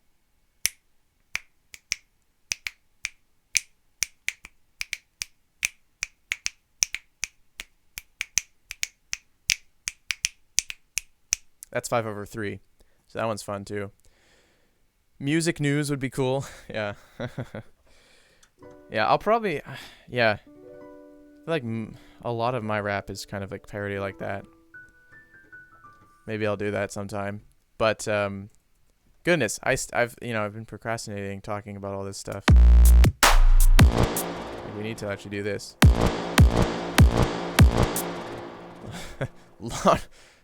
Why is it called that?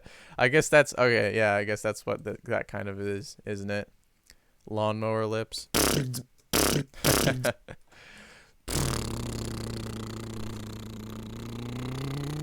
I mean, it sounds more like an engine, though. You know what I'm saying? I'm gonna rename that. Where's the rename? Here it is. Engine lips.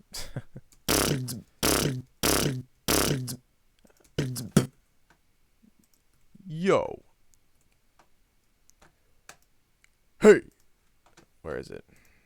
Where's my hey sound? Dude, that's gonna make a cool rap beat at some point. Listen to that.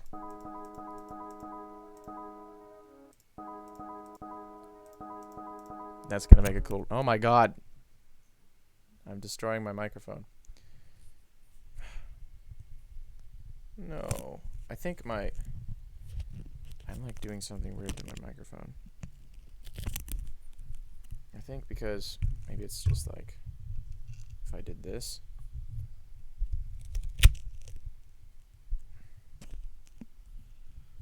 Huh. Okay. Let's keep it there. Technical difficulties, please stand by. All right. Okay, where is it? My stuff. I don't even know what I was looking for. What was I looking for?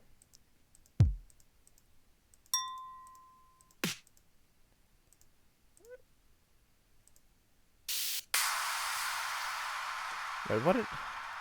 Oh, it was the hey thing. That's I think in here. No, it's in vocals.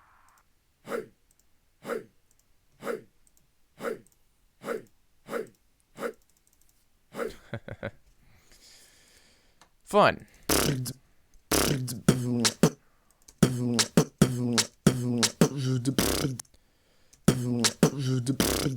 Okay, so that's again happening there.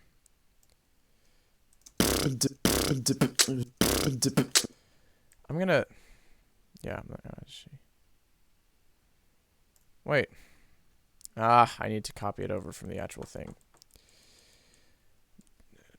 Dag nabbit.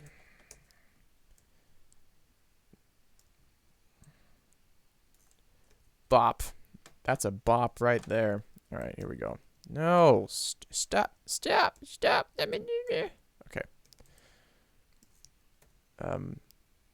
Jared Newton. Okay.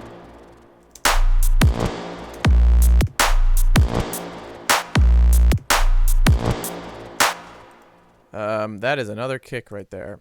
Is it the same note though? Is it? Oh my goodness. All right, here we go. Here we go. We are gonna do this. Yes, that is the same note. That is the same note again.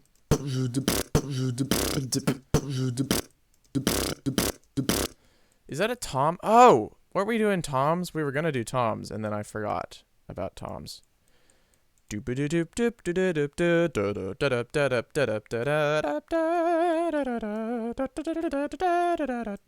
is actually on. There's a couple of times in here where it's like a shuffle swing groove thing going on. Are we dying down? 3 watching. Let's see. I think my goal for this stream is to finish this beat. And then we probably, I don't know. We'll see. I mean, unless other stuff comes up and we're like, oh, let's do that. You know, because I've played bass and I've sung. I'm planning on doing like an hour-long improv thing, probably for next Sunday. Like if the video for this beatbox thing comes out tomorrow or Friday, then I'll have another video on Sunday, probably. Which is like an hour-long improv thing. So 2 videos in 1 week, which is fun because it's spring break right now for me. So I just don't really have that many things to do for school. So I get to spend more time making videos for y'all and music and whatnot.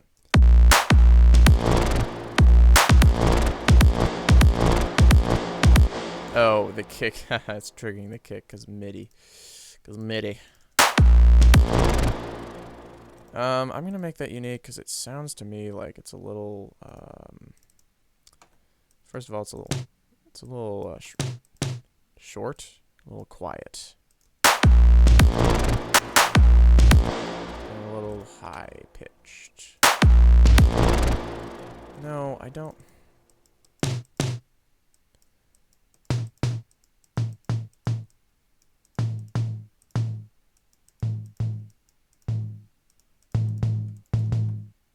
Yeah, something like that.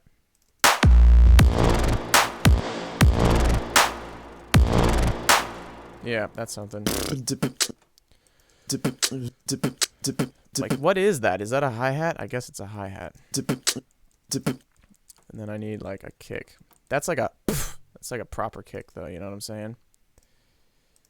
But I'll use one of these. Select source channel. Groove kick 11.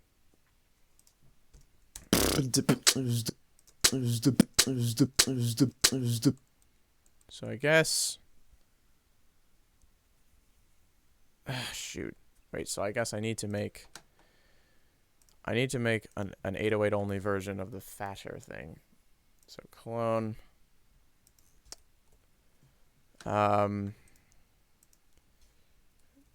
Yeah.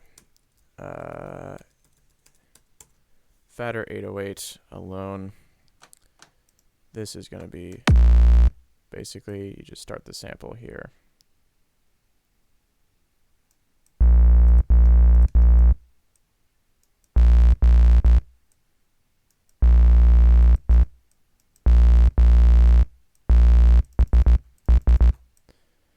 You don't really need anything.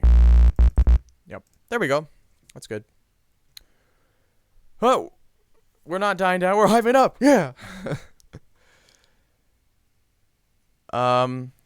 Hey, Andy. I absolutely love your videos. Could I ask you what you use as an inspiration and sources for finding music theory stuff?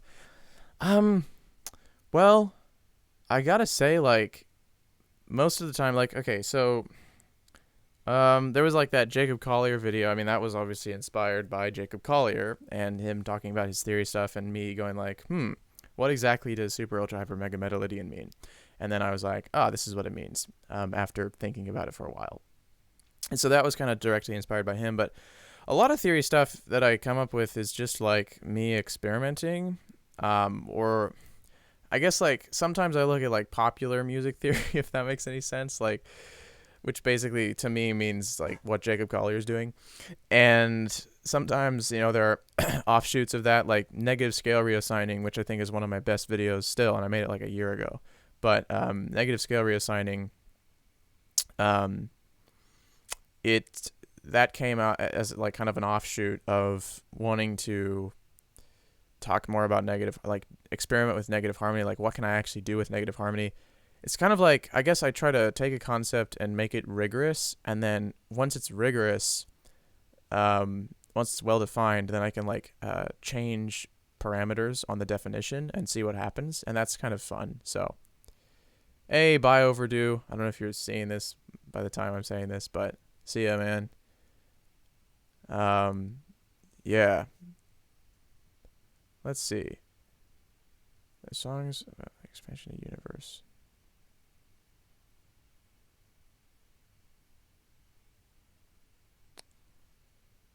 Yeah.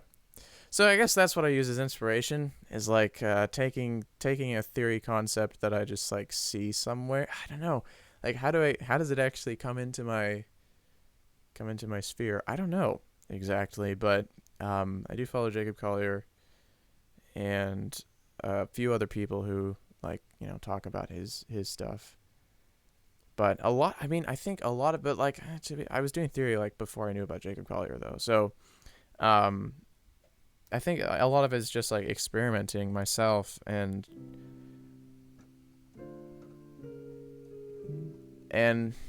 yeah, I think it's a lot about experimenting and just kind of trying to rigorously define something and then tweak the definition. I guess that's I guess that's the answer I can give right now. I don't know if that was satisfying or not, but yeah. So it looks like we just had a momentary dip because we're back to 5 people. So I appreciate all of you watching. Like, it's really weird to think, like, you know, I think probably like 4 of you are people I don't know in real life. So it's just really cool, like, because you know, like when I post a video and it gets 100 views or whatever, it's like, that's cool. But it's always like the comments that actually make me happy about it, you know? Like the views, it's always like, unless the views are like crazy huge, like you know, I don't know, like my video about Jacob Collier theory, you know, or that video that has like it has like a it has like a 2-to-1 like ratio, which is just absurdly terrible. 20 people disliked it, 45 people liked it. It's like, anyway, but that video about the prodigy, you know, Alma, I don't know how to pronounce her last name, but Alma D. Her last name starts with a D. It's like Deutscher or something like that. I have no idea. But she's like this crazy prodigy classical musician. She's not even just one instrument. You know, she plays violin and piano, and she composed an opera, and she's like amazing. And people like totally took that video the wrong way. They really didn't understand sarcasm in the title or the thumbnail, and they thought that I was like trying to say I'm better than her or something like that. It's like that's just so silly and absurd. And literally 40 seconds into the video, I say I express what I just expressed, but I guess I didn't spend enough time clarifying that, because there are literally like 10 people who commented like, you're such a vile person for doing this. I'm like, damn. Anyway, but it's always like the comments that like actually make me happy about, you know, about my work, I guess, on YouTube. And so like when stuff's live, it's just like there's all these people. And yeah, bottom line, people, not numbers. Fun.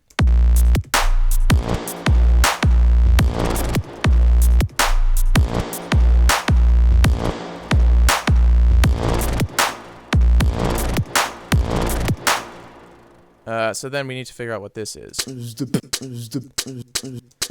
Ah, that's why I was making the 808 by itself, because I needed to figure out what that was. So. Oh, wasn't I gonna? I was gonna route it into here. Right, yeah. Stop it. Okay.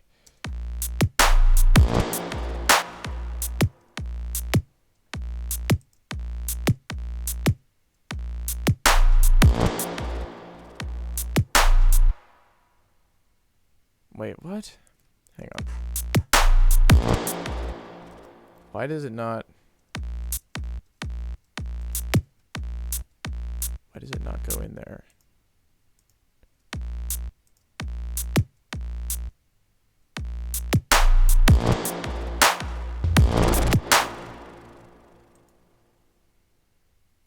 Oh.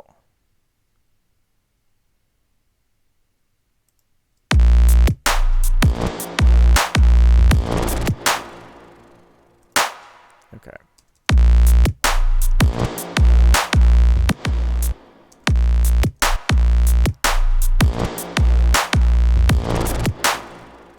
Okay, there we go.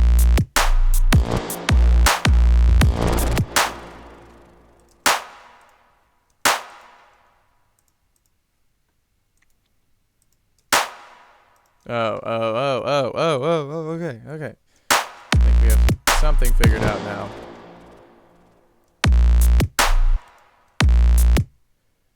Maybe...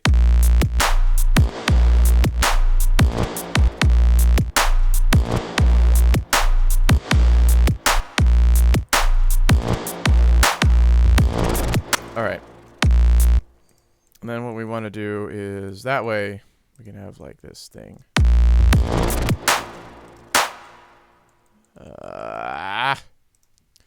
808, B flat, fatter.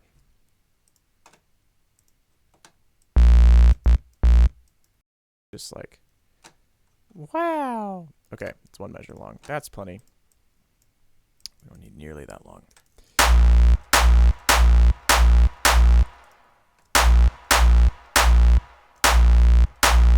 You can see how, like, I think that's side chaining. Yes, it is. Okay. Because you can hear how that works in the vocal. Okay.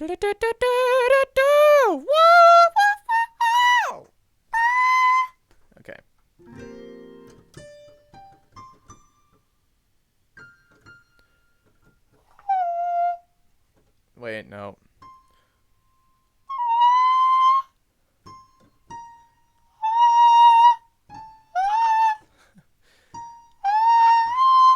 Okay.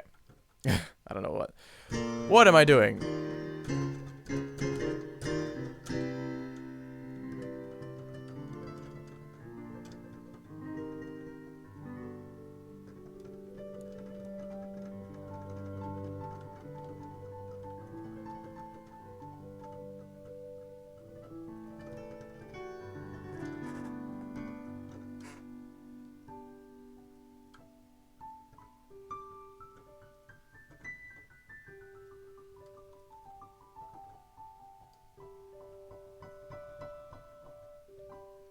Okay.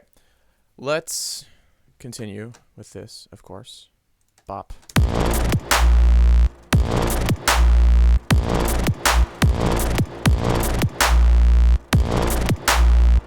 So, like, that sounds like a tom, right? But it doesn't work as a tom. It just doesn't work as a tom. Like, it works more as a hi-hat. It works much better.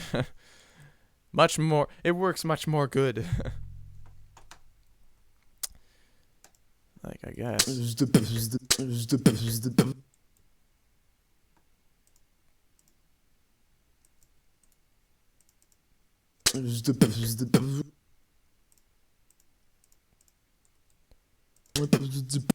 Hang on.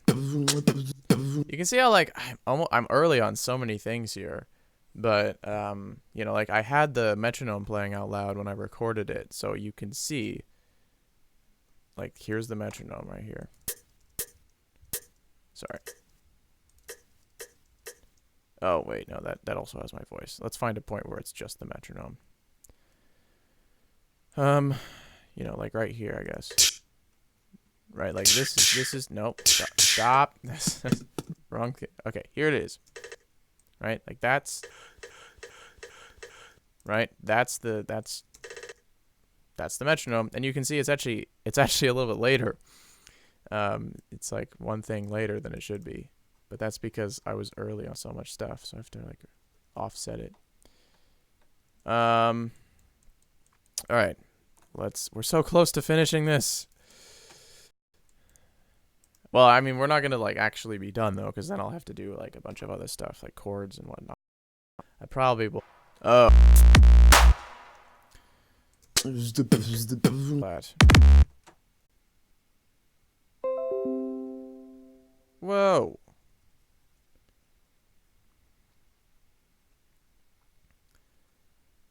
Hello.